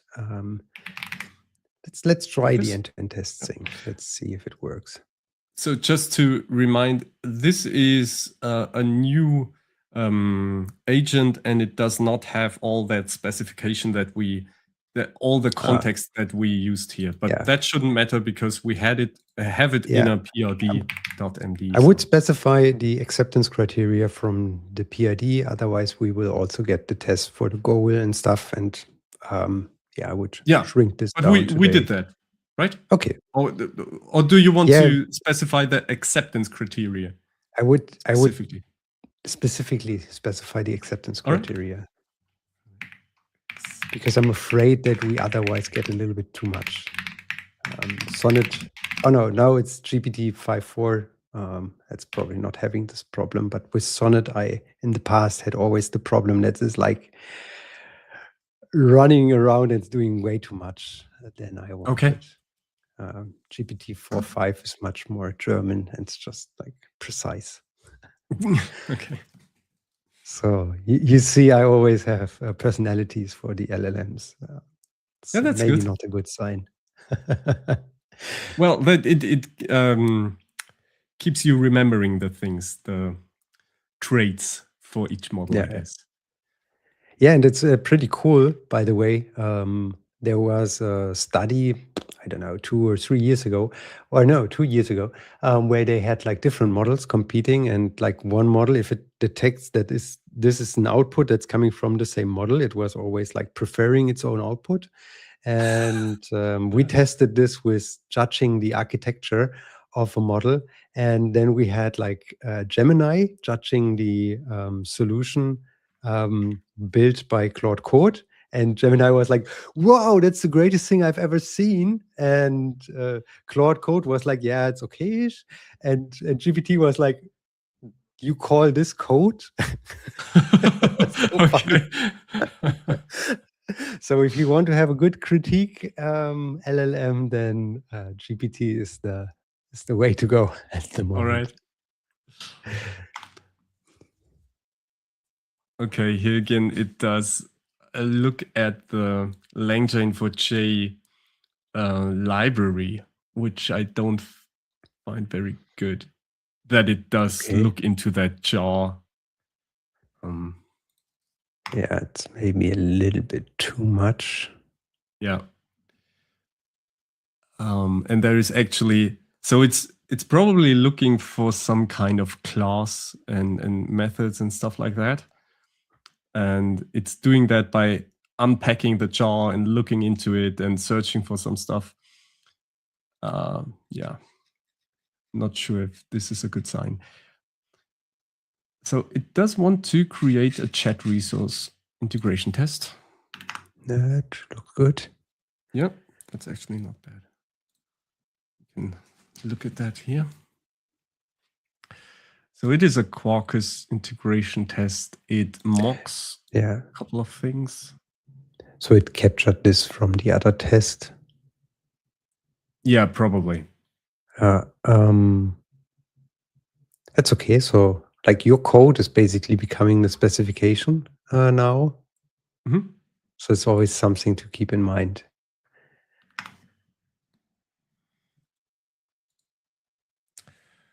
But yeah, the integration test would be like now one layer of this testing onion, and then the next layer would be really to have an end-to-end test with the LLM really controlling the browser. And there's headless Playwright, for example. That's what I use for Go projects. I like it. That's pretty good. Yeah. Yeah, for me, integration tests like this a little bit. These Playwright tests or Selenium tests, these are, for me, they are the worst tests to write because they take so much time. Yeah, and now they don't. So, right. I mean, yes, the problem is like it's additional code. So you need to treat it well, and you need to capture it in some places of the code base, and you need to like update it and always keep it to the latest state. But if you do this, and that's cheap now, then It's perfect way to make sure that nothing breaks. Yeah. Okay, so I'm excited to see. So it did write this one test or this one test class, and now it's executing it. And I wonder if it's still going after that, because that's just the integration test, and we actually said integration test and maybe some end-to-end tests. Yeah, let this thing working. I haven't looked at why it was running through. In the first implementation, did it run any? I mean, it needs to run any compilation, probably like interpretation in Java in the JVM. Do you have also a linter running? I don't think so. So that would be something I would add. Like, I don't think we just have ask check the- styles or anything like that running here. Just ask the agent to integrate it, and then done. You never care about this any longer. Okay. And it will just help because it's one slice of this onion to make better quality, or like to improve the quality and the consistency. This is still running. I mean, we could edit here, or do you want to wait for these? Yeah, the thing is, like, now you have 2 agents working on the same code base, and that can lead to catastrophic situations. Like, Yes. I once had 3 agents running on the same code base, and they even had the same like subdirectories, but they, like, one agent broke out, and then it was like, oh, what's this other files? That's like makes no sense. I delete them, and then I had 3 agents running completely wild. Yeah. And so a good way to keep track of this is Git Worktrees. So you could ask here just the agent to create another work tree and move into it, and then work from there, and then later on merge it back into main. They usually have that by the way, right? Oh, is it done? No. No, if you just have a question, then you can use by the way. But if you really want to perform actions on the code base, I would like make another Git copy or a Git clone, or run it in a work tree. Yeah. Okay. But yeah, we are done already. We are done, and that's not. That's a bit disappointing that it didn't. I mean, the prompt wasn't that great, because I said specifically blah blah blah, or even end-to-end tests. So that wasn't specific enough, I guess. But if you scroll down, I think it captured the 2 of 3 acceptance criteria. Okay. And a basic invalid request. And I think that was the 3rd acceptance test anyway. This error. Error handling, loading and error feedback. Okay, shall we, as a last, run it. As our last doing, we run it? Run it. Okay. I will see the world burn. In Docker, please. So. But I mean, it shouldn't change anything, because it's just an integration test. It's just a test. Yeah. And it should automatically always run. So this is something that you maybe want to add to your agents.md, or even better, I don't know about GitHub, but Claude Code has this, or Git has pre-commit hooks. And so those hooks run always before you do a commit, and without a commit, you can't do anything with Git. And you could integrate the acceptance criteria in a pre-commit hook. And then you basically always make sure when the agent says, okay, I want to commit something, the actions run and the agent directly gets feedback. That's actually a good idea. Yeah. And it's deterministic, because without git commit, you can't move anything to Git, and then the code basically doesn't exist. Yeah. So what does it do? Run backend chat. integration test in Docker. Yeah, that was stupid of me. Because I thought, okay, we want to run the project, but we don't want to run the project. We want to run the tests. But it's now running the tests in Docker. It's also fine. And it says it's done, if I see it correctly. Yeah, it's still doing something. So I think the shell... Can you expand this section somehow? Yeah, okay. Here we go. It's downloading something. Yeah. Some dependencies. Yeah, and what I have seen with code, what's helping in software development for the agent is that they get quick feedback. So I dislike, and like I'm really like in hard discussions on this topic with people. So it's like not my opinion is the right one. It's just one opinion. It's others. Yeah. I would like, if it's just me, I would shift everything left. Like the whole CI/CD pipeline has to run on your machine because it makes it much easier for the agent to investigate it. So you need a more beefy machine now because it's not only running in the pipeline, but when it's running in the CI/CD pipeline, like you push your code, it's like on the GitHub server, there's like thousands of other people waiting for space on hardware. I mean, we have some hardware at Ionos in the basement, so I would say we're on the fast pass. But like, if on Git you're waiting for, I don't know, like let's say 2-3 minutes until this thing is starting, and then until like all the dependencies are loaded, it takes some time. And so if you can run it first on your machine and make sure that the CI/CD pipeline passes like 99 to 99.5% of the cases, then like it's much better for everyone. It's much better for the agent. And also it's not that easy for the agent to investigate the pipeline because I don't know, maybe there is a webhook or something like a response, but I don't know about it, or the agents don't know about it. But they then say something like, okay, I expect this to run 10 minutes and then I'm checking. But agents are extremely bad in estimations. So maybe it takes 3 minutes or it takes 2 hours. And they are always saying like, oh, it's probably 15 minutes.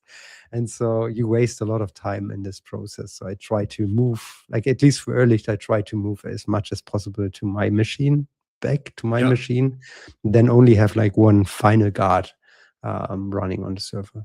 Right. I mean, the possibility to have all these tests running on your machine, that's the important part.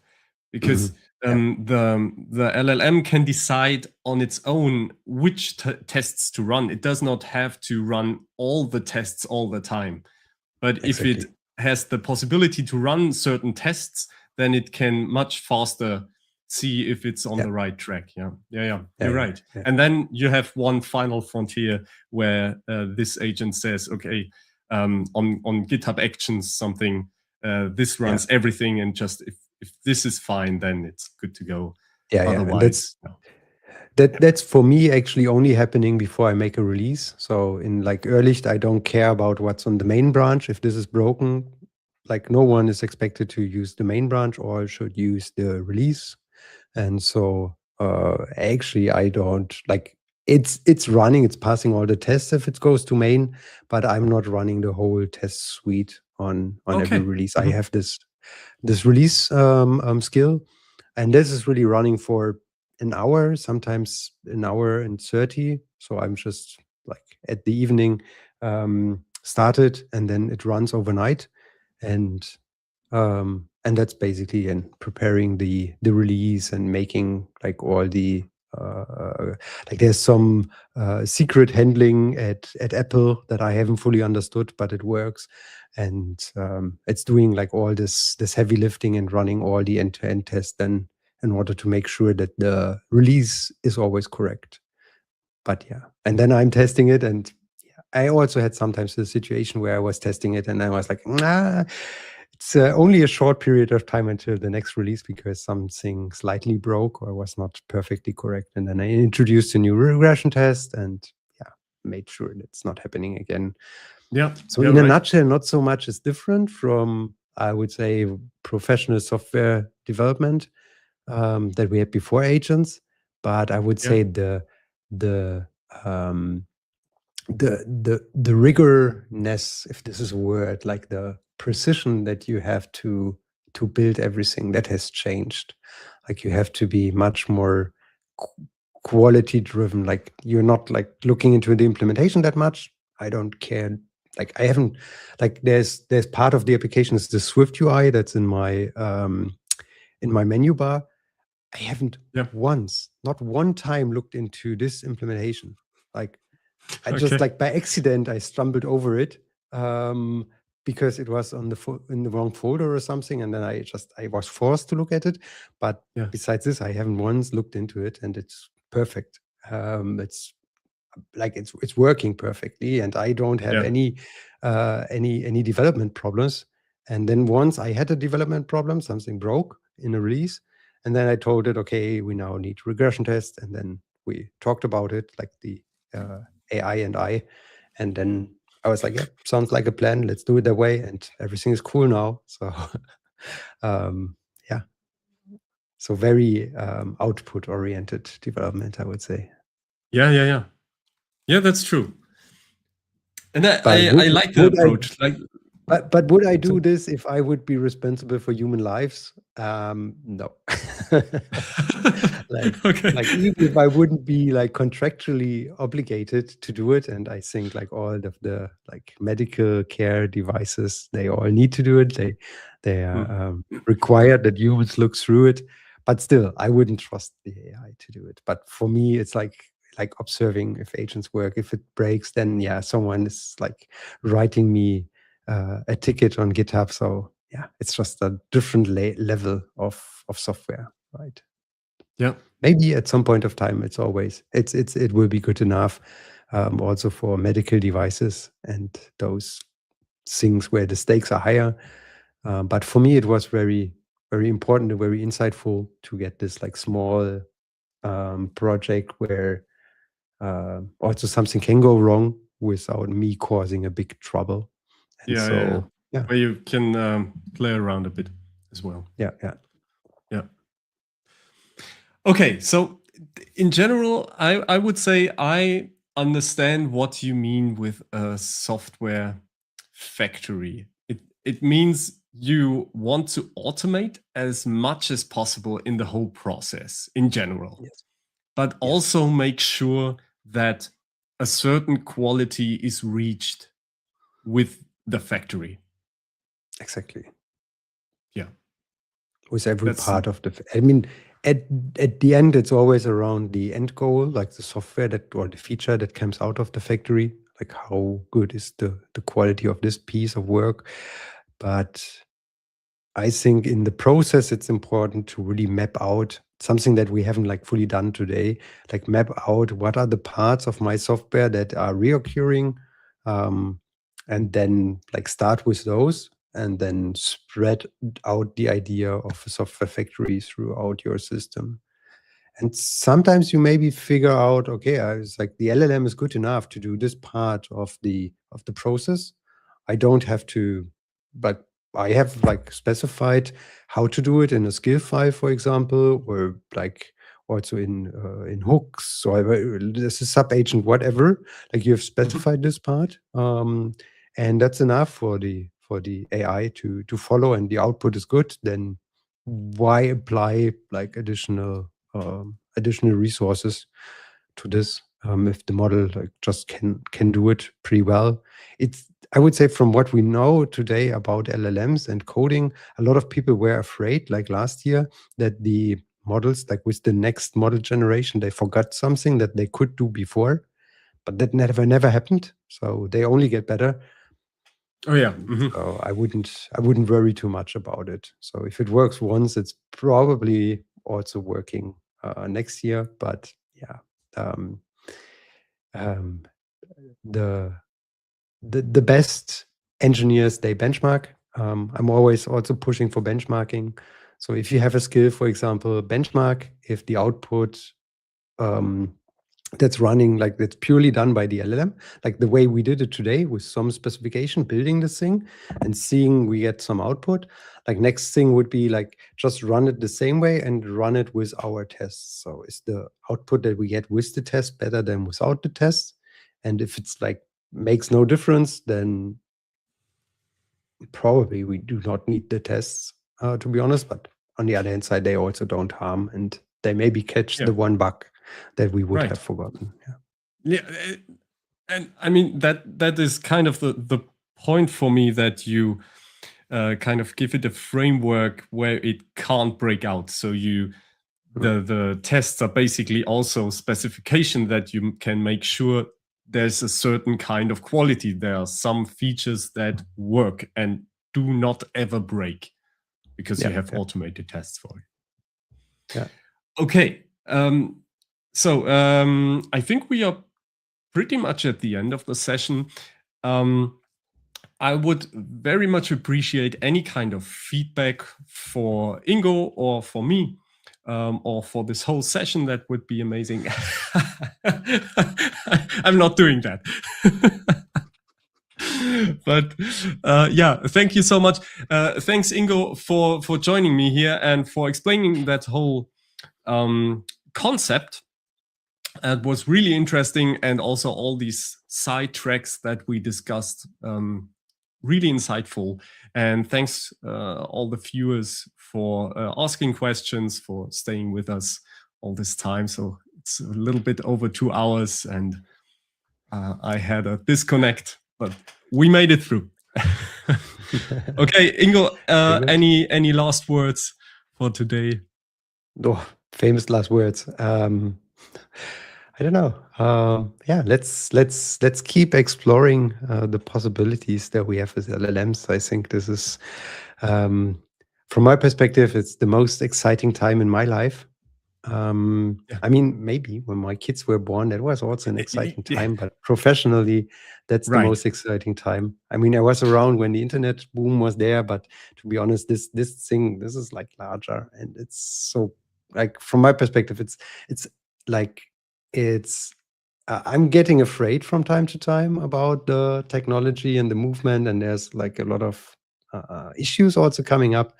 But we are engineers, so we're born to solve issues, and that makes me like really excited about the possibilities. So I hope to have a lot of people that see it the same way, and let's work on this stuff together.